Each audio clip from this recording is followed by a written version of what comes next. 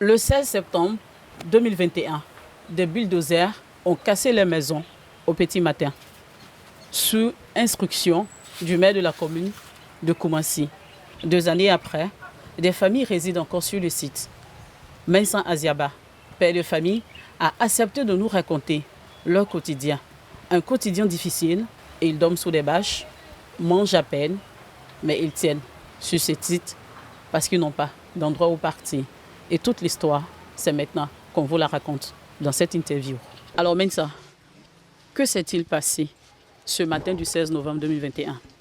Le 16 novembre 2021, ils sont venus, quand on nous a dit qu'ils sont venus casser. Donc on a essayé de résister, mais on n'a pas pu face aux forces de l'ordre qui nous ont gazés. Et puis à la suite de ça, les caterpillars sont rentrés dans le quartier et ils ont tout cassé. Il y avait quel genre de maison sur le site? Sur le site, il y avait des immeubles, il y avait des maisons en bois, presque tout. Et comment vous avez vécu ce jour? Ce jour-là, en tout cas, c'était difficile pour nous. On ne savait pas où aller, on ne savait pas quoi faire, mais on est tout de même resté sur le site. C'était vraiment compliqué pour nous. Voilà, jusqu'à aujourd'hui. Les maisons ont été démolies, il y avait plusieurs familles sur le site. Et pourquoi vous êtes encore là? Nous sommes encore là parce que ça ne va pas chez nous. On n'a pas les moyens pour pouvoir se prendre une maison aujourd'hui. Et c'est ce qui fait qu'aujourd'hui, on est là. Il n'y a pas de solution. Avant de casser, est-ce que la mairie ne vous a pas prévenu pour que vous puissiez prendre vos précautions? Si c'était le cas, on ne serait pas dans cette situation aujourd'hui. La mairie ne nous a pas prévenu. On nous a surpris, on nous a réveillés, au fait, avec les bulldozers et autres. On a été réveillés, surpris. Et puis ils nous ont gazés, on a voulu résister, ils nous ont gazés, comme je le disais. Et puis on ne peut pas supporter lacrymogène. Voilà. On était obligé de replier. Donc c'est comme ça, les caterpillars sont rentrés, suivis des corps habillés, et puis ils ont tout démoli. Et vous voyez ce que vous voyez là. Après la démolition, que s'est-il passé? Quel est votre quotidien? Après la démolition de nos maisons, on dormait sur le trottoir. On avait fait des petites tentes qu'on dormait là. Il y avait plein de familles au début. Tout le monde dormait, chacun trouvait un habit. Il y avait des arbres encore qui étaient là. Le maire a ordonné qu'on coupe tous les arbres là. Je pensais qu'en faisant ça, on allait quitter là, mais nous, on est toujours là. On dormait dans les petits endroits, on faisait des petites cabanes. Alors, vous faites comment la cuisine? Vous vous baignez comment? Il n'y a pas d'eau, il n'y a pas d'électricité. Comment vous faites pour mener une vie normale sous cette tente-là?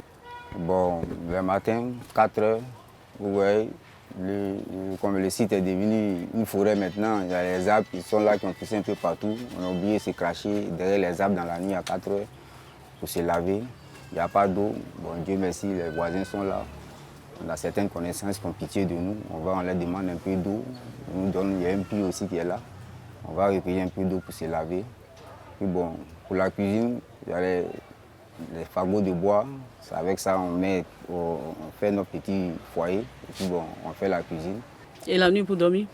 La nuit pour dormir, voilà, c'est dans notre chambre, vous voyez là. Vous voyez, d'autres dorment sur des bancs, d'autres dans des chaises. Il y a un matelas qui est là, d'autres qui dorment là. On dort un peu partout au fait. D'autres dorment à même le sol. On n'a pas le choix. On n'a pas le choix, on fait avec. Voilà un peu les difficultés qu'on vit ici.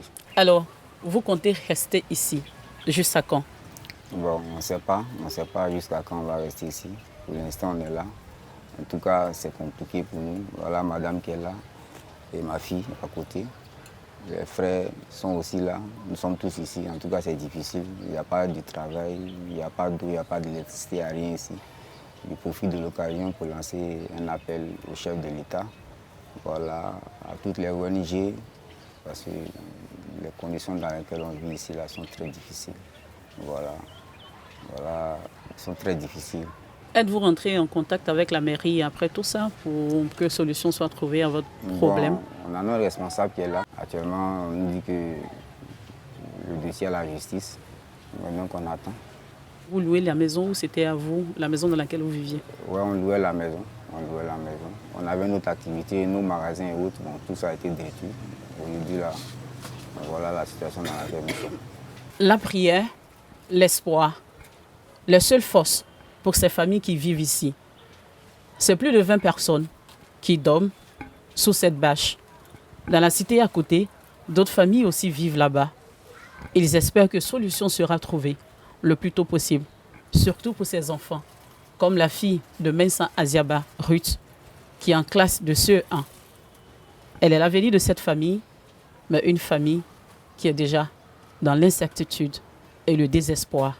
Dormir sous une bâche après une démolition de sa maison, c'est l'histoire de la famille Aziaba que nous avons racontée dans cette interview. Merci, Azabia Mensa, de nous avoir accordé cette interview. Merci à vous aussi.